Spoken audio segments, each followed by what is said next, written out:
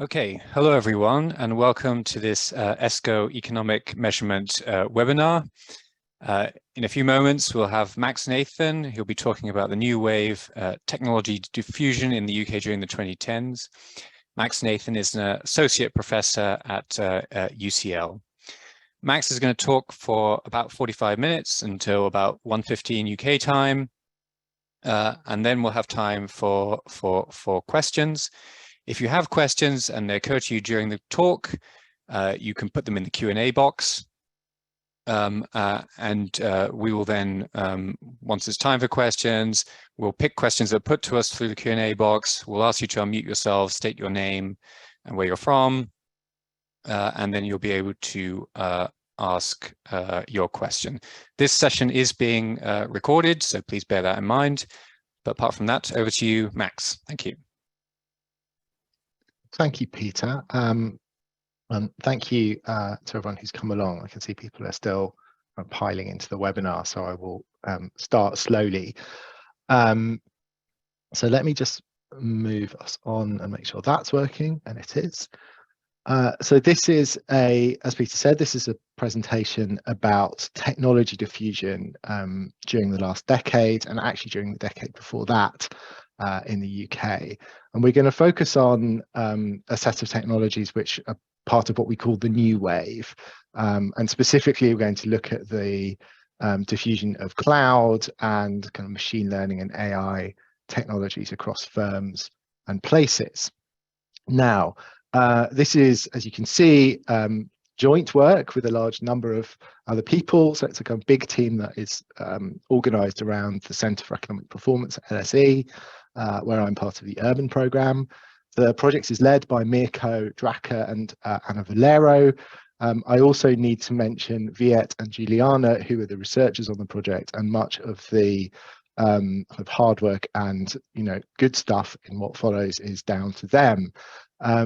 The other thing to say before I sort of get into it is that this is work in progress. I mean, it really is work in progress.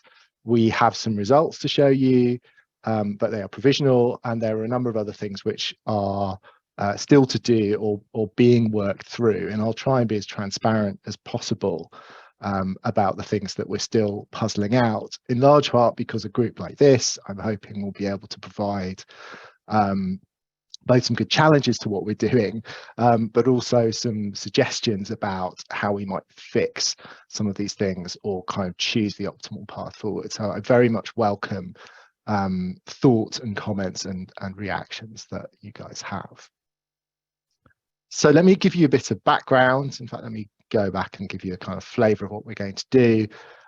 So I'll give you some sort of background and motivation and a preview of what we do in the paper. So I'll give you try and give you the kind of paper in a nutshell.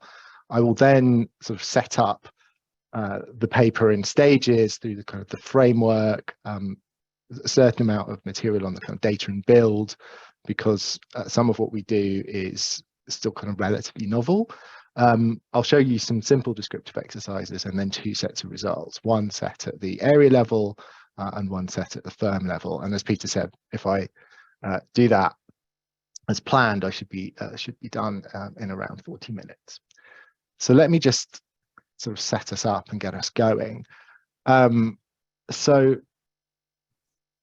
the starting points for this paper are, there's a few of them. The first one is that we're interested in technology diffusion. Why is that? Because the diffusion of new technologies is part of a broader process of the spreading out of new ideas through firms and through society. So it's part of the the diffusion part of innovation. And as all of you know, there are clear channels and well-evidenced channels from that diffusion process to productivity and to kind of long-term growth, both at the kind of the macro level but also the micro level. There's also kind of well-evidenced links between these processes and inequality, both across the kind of the dimension of firms and the dimension of places, which is something that I hope this project is going to kind of move towards. I'll say more about that in a minute. General purpose technologies are important building blocks, in fact, crucial building blocks in this diffusion process. And we're going to be looking at a couple of technologies which seem likely to become general purpose, although it's too early to tell that yet. These diffusion processes also seem important to look at now. We have a productivity puzzle in the UK and various other places. We know there are kind of multiple possible reasons for that, but uneven diffusion and kind of blockages in diffusion may be part of that story. There is a large literature that looks at technology diffusion. Most of it looks at technologies that are frankly getting on a bit. What we thought would be useful for this paper, and one of our kind of starting points, is that we should think about the ICT revolution, this technology revolution, as one that has a series of overlapping stages or waves, and that's very much the approach that people like Paul David or Carlota Perez take. So the wave that we are interested in, what we call the new wave, is this sort of set of technologies that's emerged in the last decade. People have got very excited about these because many of them seem likely to become general purpose technologies, cloud, machine learning and AI in particular. Now, as you'll all know, there is a kind of big and quite kind of feisty debate about the likely overall salience of these technologies. There are optimists and there are pessimists in this camp. Now, we're not going to get into the detail of that because that's kind of well out of scope of what I'm going to show you today. But assuming you think there's at least sort of something to the optimist case in this, then you should be interested in what I'm going to show you. We certainly think that in understanding or trying to understand the kind of early diffusion patterns and emerging economic impacts of some of these technologies here is important, both for kind of plugging knowledge gaps, but also for informing policy. So that's why we're doing this. What are we doing? We have 3 questions at the moment in the project, and I'm going to give you some sort of provisional answers to the first and second of those. So the first is a very straightforwardly descriptive question about the distributions of these new wave technologies over firms and over places. I'll also show you an exercise we do looking at kind of occupational space. The second is trying to put a little bit of structure on that and trying to look at some of the correlates of diffusion. So there are 4 broad stories in the diffusion literature, ranging from very micro to sort of more area level factors and dynamics, which might explain why diffusion happens the way it does. We're going to show you correlates of diffusion. So this is, as I say, it's work in progress. None of this will be causally identified, although I will show you some exercises that try and put a bit of kind of backbone behind some of the regressions that we run.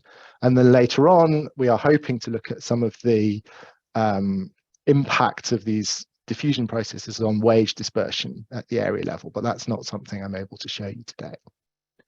So, preview of what we find. You will not be surprised to learn, I think, that these new wave technologies are very unevenly diffused. I mean, they're at the early stage. This is very consistent with previous waves. No matter what kind of margin of diffusion we look across. Something that is more striking is the STEM bias of the adoption patterns, both at area level but also at firm level.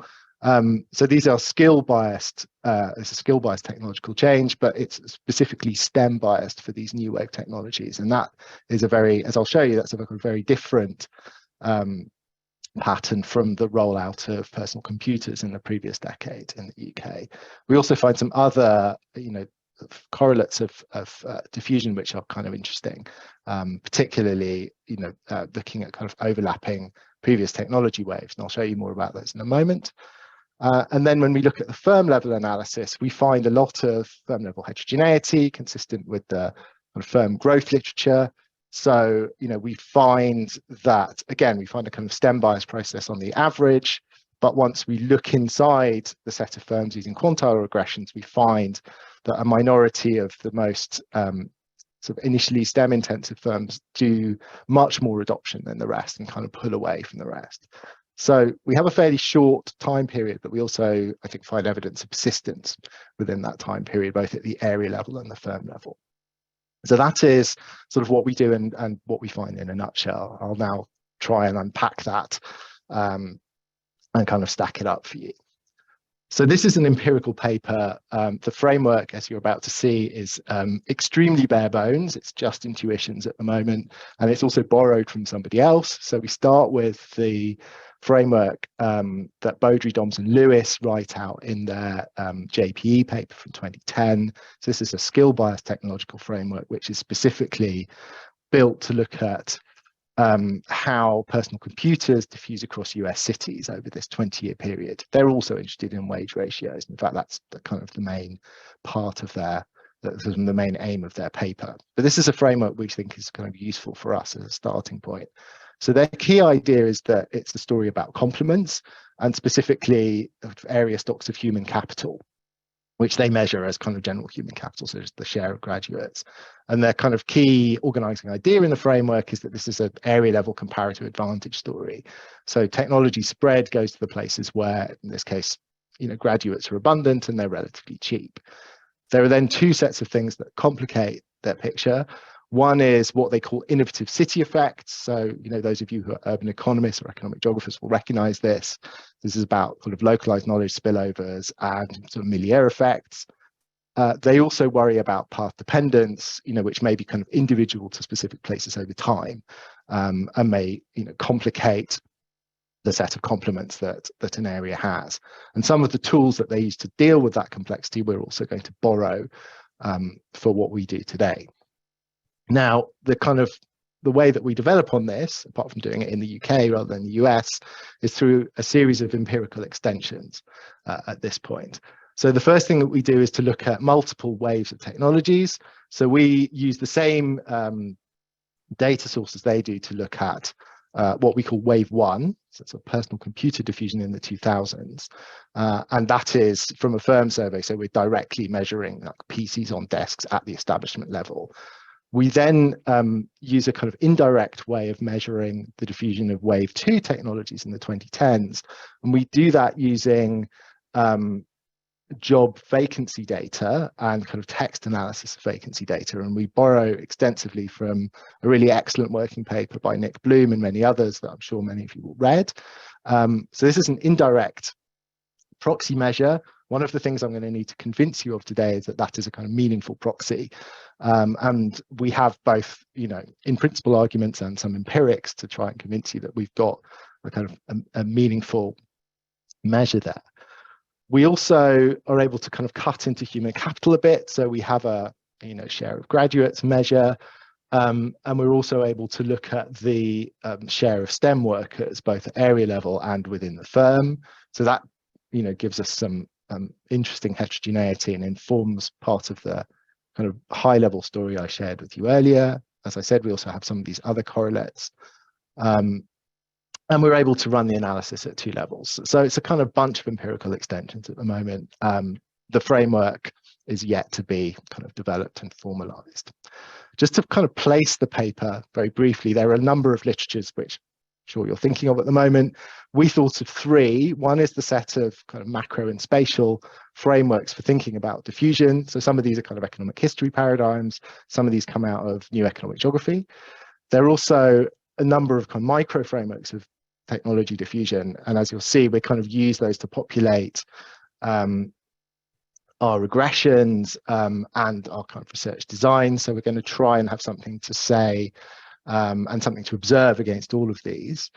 And then there's a set of papers which are more methodological, which use job ads data to track diffusion. Now, this is a kind of fast growing literature. I've listed some of the papers that we, have kind of learned from and borrowed from most closely in what we do, but there are many others. And I imagine, some of the authors of these papers may be in the webinar today. So apologies if I haven't mentioned you here.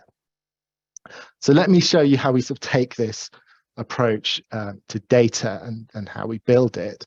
So we have a number of different data sets. The first one, or the kind of the most kind of novel one, I guess, for what we're doing, is this firm level vacancy data from Burning Glass, which runs from 2012 to 2019. I will say a bit more about what that is and how we use it in a minute. But basically, it's what we use for this wave two or kind of new wave adoption measure. We also use it to build some firm baseline characteristics. So it's doing quite a lot of work for us, possibly possibly too much work on the firm baseline data. We have, as I said, this establishment level survey data from Hart Hanks, for the rollout of personal computers. So this is what's used by Beaudry and Co. in our kind of starting point paper. And then we have a bunch of other data sets covering human capital, broadband, and other area level characteristics. And these come from, we mainly take them from the census, but there are other places we could take them from. For the area level analysis, we collapse things up to travel to work areas, which I personally like as a kind of proxy for a spatial economy. There are other ways of doing that. So if you think there are other aggregations that are more meaningful, given our research questions, it would be very useful to get your thoughts on that. But for the moment, we have a kind of firm level analysis and a travel to work area level analysis. I'll show you what those data sets look like in a second. So burning glass data, I imagine that a number of you know this quite well and will have used it in your own work. So I won't give you the kind of full stack of detail, but basically this is, job ads scraped from a range of online sources. We've got about 60 million observations in our raw data. We do quite a lot of cleaning for that. Not all the fields we need are available in all of the observations. So our kind of working data set is somewhat smaller than this. Now, this is not the universe of job ads, it is selected, but it is a large sample. And for our purposes and for the kind of phenomena we're interested in, we think it has good coverage. The main thing that we want to do with this is to use vacancies to proxy the adoption of these wave 2 technologies and the kind of specifically the early adoption, since we're at the early stage of the kind of the S curve of their rollout. And so I think there are a number of reasons to sort of think in principle that vacancies are, or sort of vacancy text is a useful source of information for the kind of diffusion part of innovation. One is that we can see correlations between patterns of vacancies or patterns of hiring around a new technology and other measures of innovation, particularly kind of upstage, upriver measures of innovation like patenting and patent citation. It's also, I think, plausible that hiring patterns reflect, among other things, technology-related shifts in labour demand. So there's this very interesting Tambay and Hitt paper from back in the day, which sort of tracks this in the context of offshoring.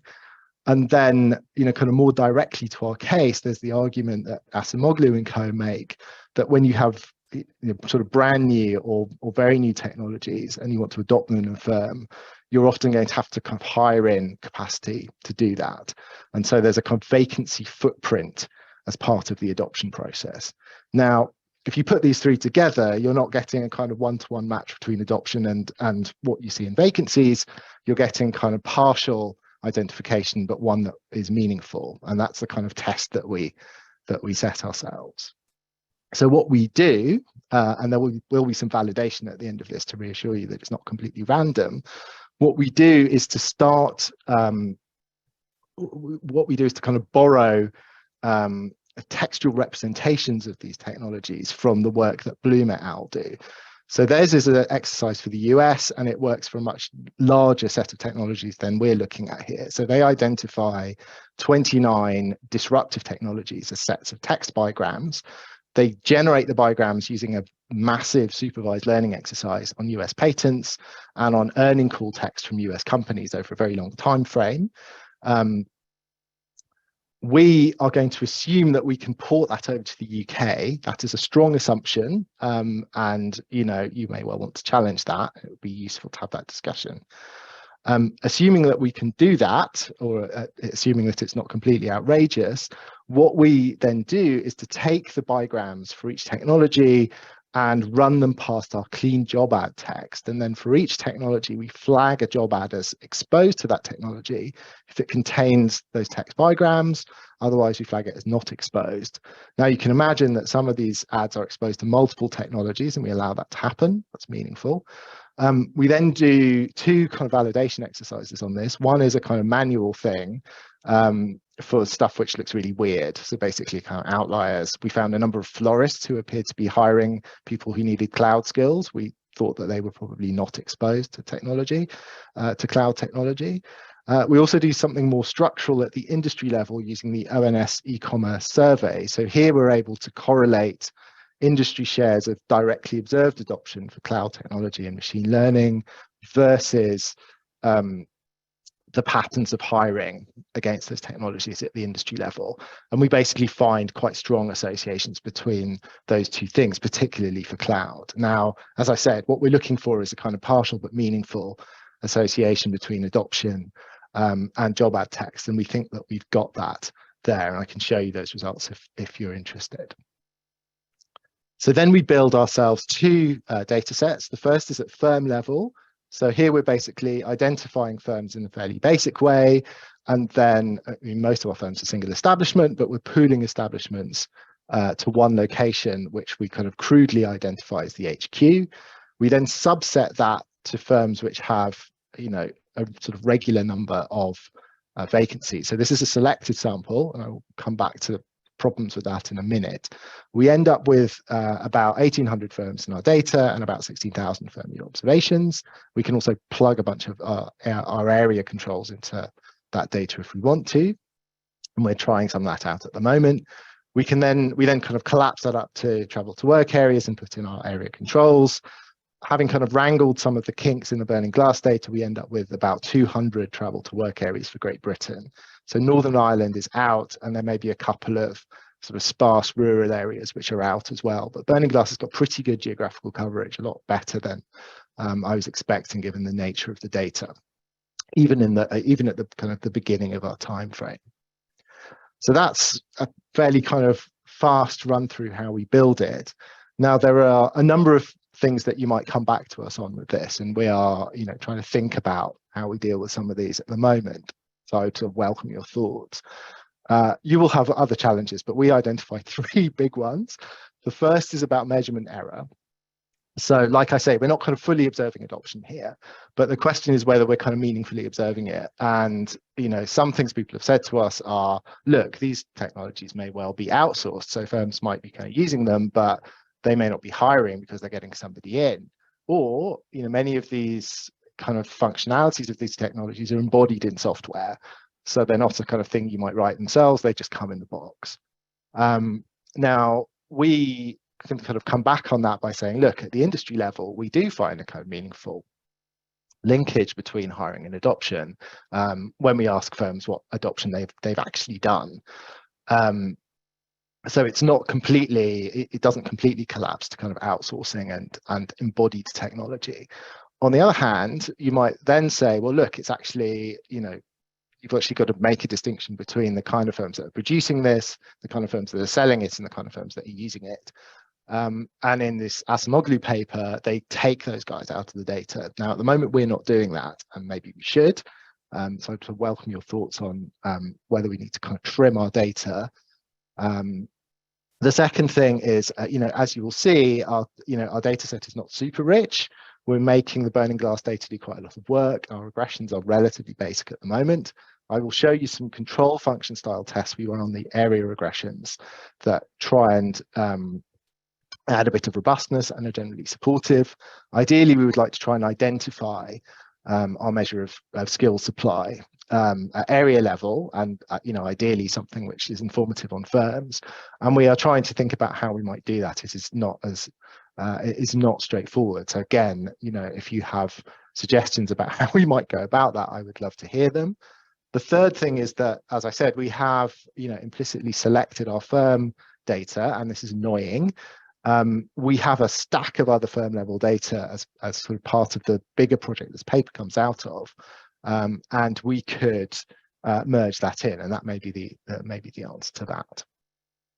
So let me show you three sort of quick descriptive exercises, then I'll go into the results, and then we'll be ready for Q&A. So the first thing I want to show you is a kind of mapping to occupational space, then industry space, then actual space. So let's start with the occupation one. So this is a Nightingale graph. I'll explain how it works in a minute. But what you're looking at here is kind of burning glass data for 2019 for vacancies in all of the 29 disruptive technologies from Bloom & Co. The two that we're most interested in are up at the top here. So this is cloud computing, this is machine learning and AI. Now burning glass map their vacancies to SOC 3 occupational bins, and what we're showing you is how the four biggest bins are distributed across these 29 technologies. So to give you an example, machine learning and AI vacancies that we tag as kind of machine learning AI exposed, about half of them involve hiring ICT professionals. If you look kind of deep down in here, you can see much smaller shares of some of these other 4 big clusters. So you can see that there's a sort of set of technologies here which do, between sort of, let's see, between kind of 25 and 50% ICT hiring. There's another cluster which are more kind of hardware based. So you can see fracking is here, OLED displays, wireless charging, etc., which involve much more engineering. A couple of very sciencey ones here, including some med tech. And then kind of interestingly for the UK, search engines and social networking are basically hiring sales and marketing people. So, given what we know about how Google and Meta, for example, kind of organize in this country as opposed to the Bay Area, that is, we knew this, but it's kind of consistent with what we see here, and it's reassuring to see that reflected in our data. So that's kind of occupational space. This is a much more straightforward representation of the shares of all cloud and MLAI exposed jobs by industry bin. So you can see this is very much organized around, very much sort of concentrated in services, although there is some manufacturing, a bit of wholesale, and sort of a bit of accommodation for cloud. The sort of single biggest bin for cloud is ICT. The single biggest bin for MLAI is education. I imagine that higher education is going to be the sort of biggest customer of that. So this is the sample for where sample of ads for where we have an SIC code. It's not all of them. Now let me show you some geographical space, kind of closer to my heart as an economic geographer. So what you're looking at here is scatter graphs of location quotients. So location quotients are a crude measure of spatial clustering. You have clustering if your location quotient for your place is over 1. So in each of these graphs, each point is a travel to work area. So that's each of our places. This is the distribution of location quotients in 2012. This is 2019. So the sort of start and the end of our data. And so we've mapped 2 distributions here. One is the set of places where there's no clustering at any point, or at the sort of either at the start or the end of our panel. And that's most places for cloud, most places for machine learning and AI. There are a small set of places which are kind of clustered in both year points, and it's sparse for cloud, and it's particularly sparse for machine learning and AI. And these are areas which either kind of decluster or become clustered. So this is a story about uneven spatial distribution, but it's also a story about persistence. So you can see some movement in and out of kind of clustered space, but most of it is not being clustered or maintaining a cluster. So that's just to give you a sort of sense of how the data looks when you cut it a bunch of different ways. Now I'll show you some of the area regressions that we run. Like I say, these are pretty basic at the moment. So for each travel to work area and each year, we estimate the following regression. Our left-hand side measure, Y, is the adoption intensity in the travel to work area. Now for wave 1, it is personal computers per employee. Wave 2, it's a cloud or ML ads per 1,000 ads. I mean, we can build that differently if you don't like it. We do some kind of pre-adjustment to try and control for some of the otherwise unobserved heterogeneity. So the measures that we fit are kind of pre-adjusted by firm size, 3-digit industry, and year cells. So this is a trick that we took from the Beaudry paper, which is a kind of nice way of rinsing some more value out of what's otherwise pretty aggregated data. The 2 things that we're most interested in are kind of beta 1 and beta 2. So these are respectively the share of skilled workers and the share of STEM workers in an area in a base year. So for wave 1, T0 is 91, and for wave 2, it is 2011. This is stuff we get from the census. We then have a vector of controls. It's all fairly standard stuff. For wave 2 regressions, we can make it a little bit richer by adding in our broadband measure and also our wave 1 adoption measure. And then we weight everything by working age population. Again, if you don't like that, we can put it in the X vector. So pretty straightforward thing. I guess the way to think about this regression is it's kind of cross-sectional in in format, but it has a kind of dynamic structure. So we're running stuff on a base year here, and then we're running stuff in a more recent year here. But it's really a kind of starting point. So a couple of headline results from that. The first is that these are skill bias processes, as you'd expect from theory. Wave 2 is more skill biased than wave 1. So this is a regression where we're just using general human capital. I'll show you one with STEM at a moment. These are standardized coefficients, so we can look at the magnitudes directly between the measures. So you can see here that the coefficient of baseline skills, this is beta 1, is kind of substantially higher for cloud and a little bit higher for MLAI. In our kind of straightforwardly comparable regressions. The other thing that really stands out here is the coefficient of London from the X vector. It is a lot bigger for wave 2 than it is for wave 1. When we kind of fully populate our wave 2 regressions in columns 4 and 5, we can see that the coefficient of skills shrinks a little bit. It kind of almost goes away for MLAI. This gets bigger. And the thing that is driving that is the availability of an intermediate general purpose technology in your area. So this is the share of superfast broadband in your area in 2011. Now, if we then make it a little bit richer and put in our STEM skills measure as well as our baseline skills measure, this is what is sort of driving that first headline result I showed you at the beginning. So here we have a story where, this is more, I guess, more STEM intensive than general skills intensive in wave 1, but both of these are significant. The magnitudes of this coefficient are quite a lot bigger for wave 2 than for wave 1. And more strikingly, the kind of coefficient of the share of graduates basically goes away, and it kind of goes to 0 for MLAI. Once again, you can see London. I haven't highlighted this, but the kind of London coefficient is really super important, especially for MLAI. Some of the kind of broadband effect, which I showed you earlier, is also going away here. I mean, the coefficients don't 0, but they do become non-significant. And it basically becomes largely sort of all about STEM. I'm not completely sure what's going on here. We'll have to kind of dig into this. But for MLAI, it's a very kind of striking finding about STEM bias as opposed to skill bias. So that's the kind of main story that I think we're getting out of the area regressions. Now, what might be behind that? I mean, this is very speculative. Some of this, some of the kind of mechanisms are going to be about, kind of wave 2 versus wave 1 as an input to a production function. Personal computers are arguably, more of a kind of downstream technology by the time they hit people's desks. They're kind of boxes that you can plug in and start typing. Machine learning and AI technologies are often going to require, they might come as packages, but you're going to have to code them, and that's going to require more specialist labor. Another part of that story is about the relative supply of graduates versus STEM workers.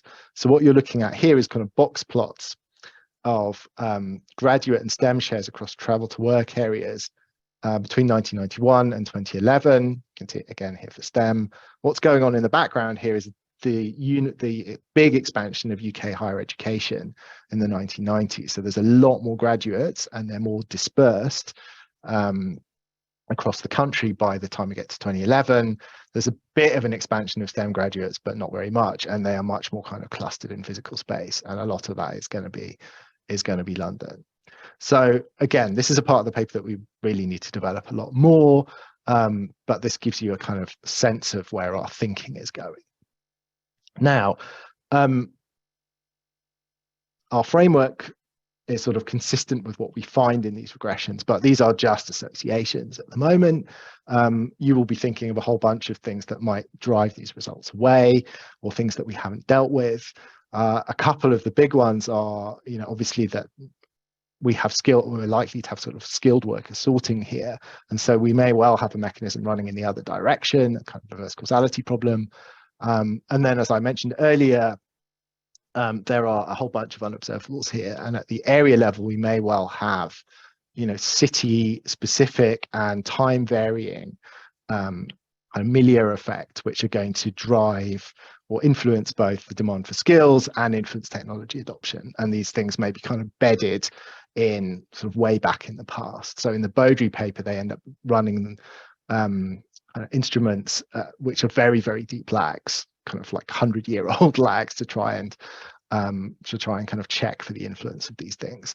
Now, we are not at a point in the project where we're able to get at that data or run, similar kind of historical instruments. What we do is adopt adopt a sense check from the paper, which tries to check whether there's kind of evidence for or against these two challenges to identification. So this is not the same as causally identifying any of this, but it gives us a sense of how big our problem is. So the way that we understand what Baudry and co do is that you take your skills variables and you split them into a base level and then the change over your time period. Now we're running this change over a shorter time period than they do, so our test is weaker than theirs is, but we think it's still useful to run. And then the way that you kind of interpret the results when you rerun the regressions this way is that if your change coefficient is bigger than your base coefficient, this is suggestive of worker sorting. And if you t-test these and they're different, this is suggestive of sort of places going on their own individual sort of skill supply paths, and this suggests that there's a kind of city-specific milieu effect. So these are kind of two tests that we can run straight away with our kind of stripped down area data. So let me show you what that looks like. So this is a bit of a busy table. So what we do is to run the control function test for general skills. So this is kind of alpha and alpha dash parameter. And then we've kind of broken down general skills into the base and the change. We do the same for STEM. So this is beta and the beta dash parameter. And then in both cases, I think if we've interpreted this right, the results are relatively reassuring. So this is the kind of reverse causality test. And what we're looking for is the base being bigger than the change, or rather we should worry if the change is bigger than the base. So for general skills, we kind of pass that test. For STEM skills, the kind of magnitude of the change coefficient is larger, but it is marginally significant or non-significant. So we think that's good, but I would kind of welcome your thoughts on whether we've interpreted that correctly. It's not completely clear from the source paper how we should think about that. More clear cut is when we run unobservables tests. So here, when we kind of t-test alpha and alpha dash, beta and beta dash, they're basically the same. They're the same value. The other thing we do, which I don't have time to show you here, is fit Oster bounds to these regression results, which is the other kind of out of the box thing you can do. That gives us a sense of the relative importance of unobservables as a kind of, how important they'd have to be to drive our main result to zero. Those are pretty reassuring as well, as I remember rightly. So, this is not nailed down causal identification, but we have various pieces of supporting evidence which make us think it's not completely noise. So how am I doing for time? Okay, let me show you the firm results very quickly, or some of them, and then we can finish. So to give you a kind of flavor of what we're doing, or a kind of flavor of where we get to, we have this balanced panel, but selected panel of larger firms, and we're looking at what is determining, or sort of what is a correlate of new wave adoption in those companies. And we look at it both as a kind of linear probability model, so we look at the extensive margin and then the intensive margin, using kind of counts of ads. The kind of where we basically get to is something which feels quite analogous to the firm growth literature, which suggests, that you've got these kind of average effects which are explained by much smaller subsets of firms, which are kind of unusual. So there's a big variation in firm capacities in the growth literature. Small subsets of firms drive the aggregate outcomes that you observe in the data. And this is because capacities are very unevenly distributed, build gradually, and have a lot of persistence. So in average, in the results I'm going to show you, the kind of initial STEM intensity of firms, which we're building off of the burning glass data. That's a pretty noisy measure. Initial STEM intensity predicts wave 2 adoption, but there are really big differences in initial STEM intensity across firms. When we put this into quantile regressions, we find the small minority of the most STEM-intensive firms are both more likely to adopt Wave 2 technologies in subsequent years and to adopt more of them, as proxied by kind of vacancies. And as I remember, once we add in kind of area level controls to that, you know, we take some of that firm level difference away, but they survive. So many many of those kind of micro frameworks I showed you at the beginning seem to come in here. So this is what we're running for firm regressions. So our left-hand side variable is the change in firm adoption. Again, it's kind of pre-adjusted. Here we could just kind of stick this directly into the regression, but for convenience, we've taken our measures off the shelf.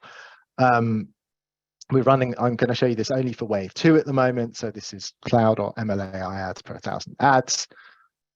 We have these controls for the firm's base year shares of mid or high skill vacancies as mapped to ONS typologies. We then have a share of STEM vacancies, and we're using Nestor's typology of sort of STEM occupations for that. We have a very sparse vector of base year firm controls. I'm sure we can make it bigger. And then in some cases, we're fitting 2-digit industry and year dummies for the panel. So this is the extensive margin for everybody. And as you can see here, you know, firms that are more STEM intensive in the base year are more likely to hire against cloud computing and MLAI in subsequent years. And that, you know, association gets smaller once we stick our controls in, particularly once we have the kind of fully specified regression here, but doesn't go away and remains robust. We see a similar association when we look at the intensive margin. Again, you know, it starts to drop away once we kind of fully flesh out the model, but doesn't disappear. I think the more interesting stuff is when we split the firms up into quintiles by initial STEM intensity. And here you can see that, you know, the more STEM intensive a firm is in 2012, the more likely they are to make cloud and MLAI hires in the following years. And here, you know, the action is really in quintiles 4 and 5, and there's not a lot going on in quintiles 1 to 3. It's even starker when we look at the intensive margin and the quantile regressions, and here almost basically all the action, in as much as there is any, is driven by firms in the 5th quintile. And that's the case, you know, when we look at both year 2012 and year 2019. Okay, so let me just kind of finish up with a couple of final slides. So I've titled this discussion, but it's really a kind of, you know, summary of what we find. A lot of unevenness across these different dimensions. STEM biased adoption. Sorry, this should say Wave 2, but more STEM biased than Wave 1, and a bunch of other correlates that are interesting. And then this story of firm heterogeneity, which I've just taken you through. I mean, as I said, there are a number of kind of micro theories of technology diffusion. I think we find stories for all of these roles. The paper needs to get sort of better and more precise about quantifying their relative importance, I would think. But at least in this early stage, we've got sort of something which backs up all 4 of these. Although on the 4th, I would say that we, you know, I think we can show persistence. I don't think we have enough years in our data to show path dependence. And then here are some things that we plan to do next. There are a couple of things that we're trying to do right now, sort of short-term stuff and kind of filling out the firm level analysis for Wave 1. And then there are a bunch of things that we would like to do longer term. Some of this is about theory and building the framework, and some of this is about identifying our results better. I'm sure that you will have other thoughts about things that we could do. But let me stop there and take your questions. Thank you for listening. Okay, great. Thanks very much, Max. And it's great to see that you're not only writing about new wave technologies, but also using them in your research. So yes, so for those who weren't here at the beginning, if you want to ask a question, please just type it into the Q&A box. And once we'll ask you to ask a question, then you can unmute yourself. While we're waiting for people to do that, I guess I can ask some of my own questions. So I guess one fundamental one is we can think of these things as you could think of these things as general purpose technologies that need to be specifically adapted to each sector. So lots of firms will need to hire their own specialists to adapt them. But you could also think of these things as, only a few firms need to be producing them, and then people could be outsourcing their purchase of these technologies so they can adopt them by just buying in services from somewhere else, in which case, some of the, when we're talking about how they're diffusing, it might not be reflected in vacancies in that way. Yeah, so I guess I wonder if you could comment on that. It's a very good point. And it's something that we are, we're trying to figure out how to best handle that at the moment. So I mean, as I showed you in the deck, at least at the industry level, we do see an association between the adoption that firms in an industry say they're doing and the kind of hiring that firms in that industry do. But as you suggest, underneath that could be other mechanisms, in particular outsourcing.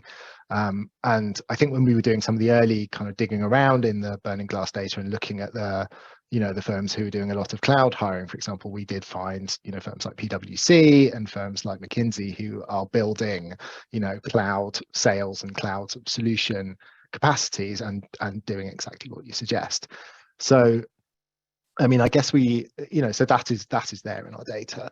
So I guess we have a couple of ways to deal with that. One is to say, look, we're just going to focus on the kind of end users and we're just going to drop these guys out. So if you look at the Acemoglu and Autor paper, the Jolie one, that's what they do. So that's the kind of drastic solution. The other one is to try and make, I mean, I guess these both make assumptions. The other is to try and make a distinction between producers and users and either kind of subset the data or use some kind of flags in your regressions to get a sense of the variation between those two. I mean, that loses less information, or it kind of uses less information from your sample, but I think makes it a little bit fiddlier to do. So some of this is endogenous to the specific question we have, I think, but it's it's something that is kind of untreated at the moment, and I think we should treat. So thank you for bringing that up. So we've still got quite a shy audience, so no questions yet. I guess another thought I had especially when I was looking at the list of new wave technologies that have been identified from the Bloom work was, I mean, there were some, the things you'd expect, the cloud computing, machine learning, and AI, and there were also a lot to do with the energy transition, which in the US looked like it was fracking and solar and I forget the other one.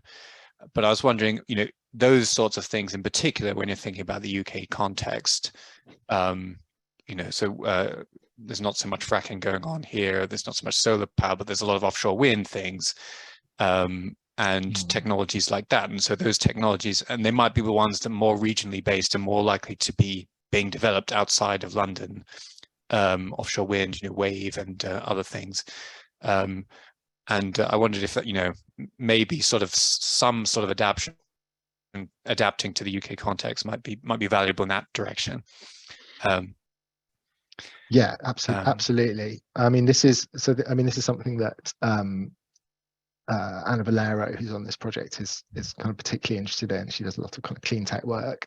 But I think if this were a more clean tech focused paper, we would absolutely we would want to make the adjustments that you've just outlined. So we don't see stuff that's really important to the UK as as an island as opposed to as opposed to a continent. And we don't. I'm not sure if we have any fracking at the moment. I mean, the moratorium is back on, right? So that's going to be a kind of empirical zero in terms of hiring, I would imagine.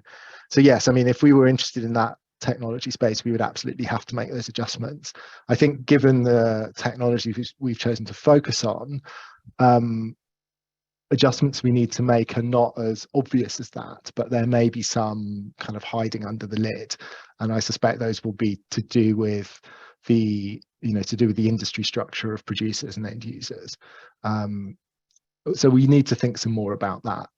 It's not obvious to see what adjustments are needed and how we would implement them, but it's it's something that we'll need to be alive to as we kind of polish the paper and try and make it more precise. Okay. So I'm hoping someone will ask a question, otherwise it would just be me, me and Max having a conversation, although I'm happy to continue with that.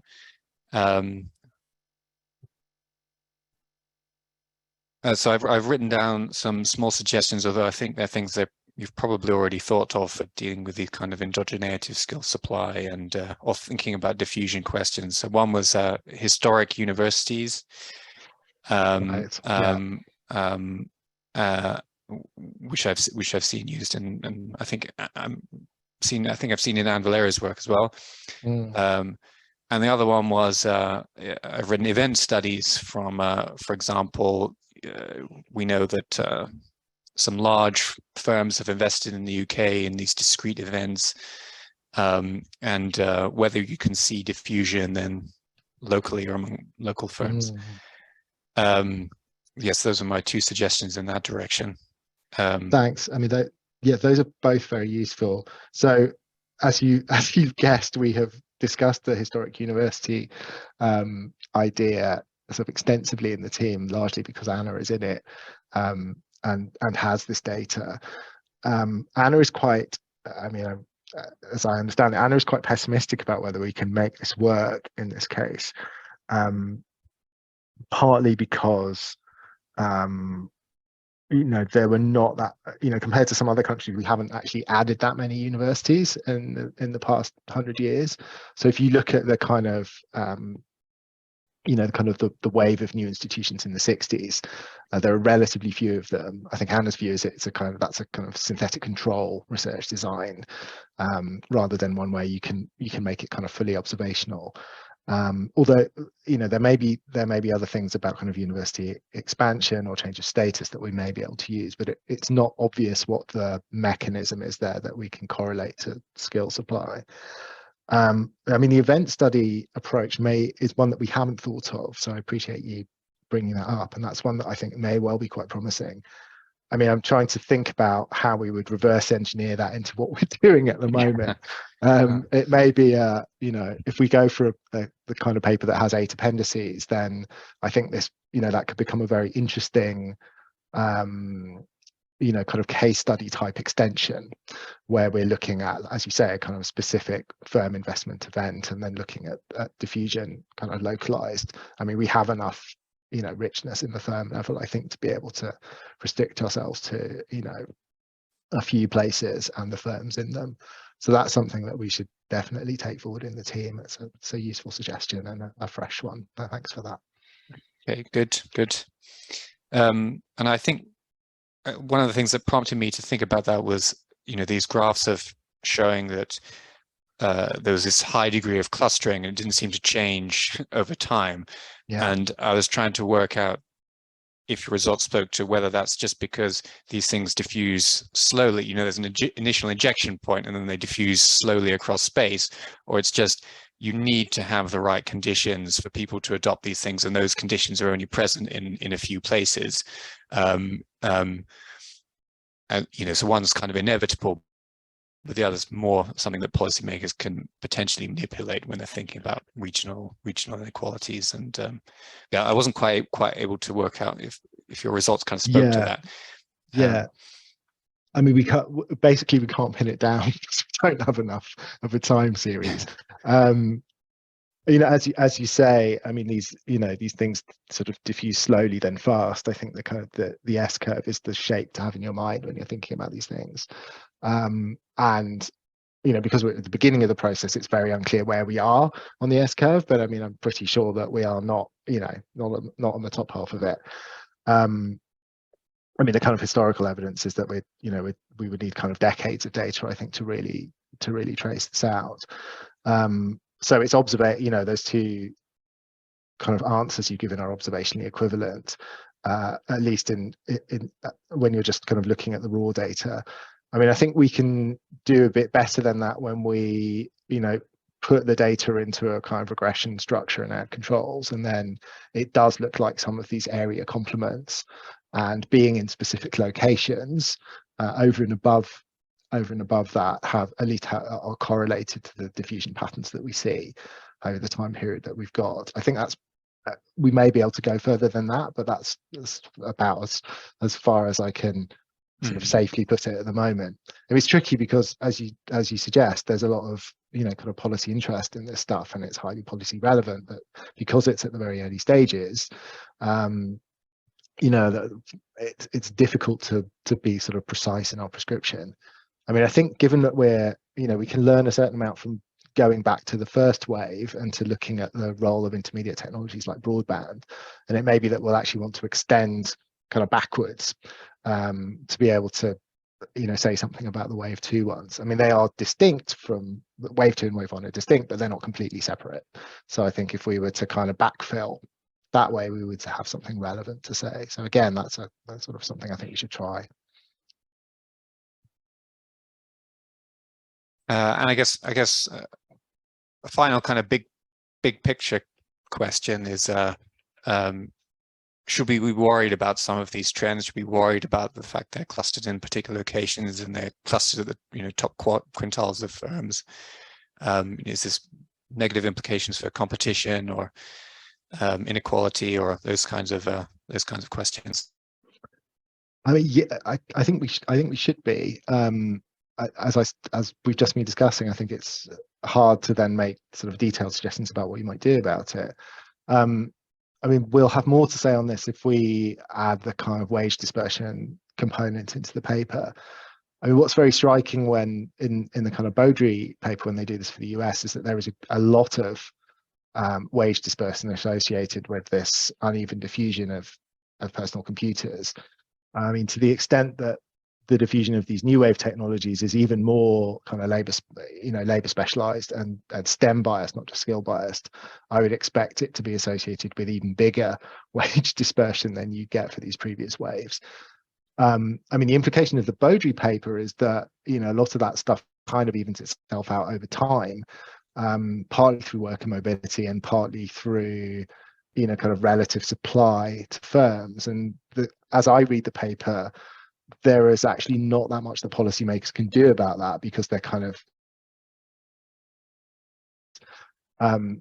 having said that, I think there will certainly be kind of tactical things that policymakers, together with employers and kind of vocational training bodies, will be able to do to kind of fine-tune and adjust those shares, and that fits very much into labour market policy, but also the kind of skills end of industrial policy. So I would expect there to be takeaways, even if the kind of effect size is maybe quite limited from some of these bigger phenomena. Okay, thanks a lot for those responses. I guess we can wrap things up here. So thanks a lot, Max, for your talk. Thanks a lot for everyone who attended. We have another ESCoE measurement webinar that will be on the 1st of December. That'll be Cleaner Taylor. She'll be talking about GDP and beyond, building bridges from national accounts to inclusive income and wealth. So I hope to see many of you there for that. But apart from that, I think we're ready to bring things to a close. So thanks very much. Thanks, everyone. Goodbye.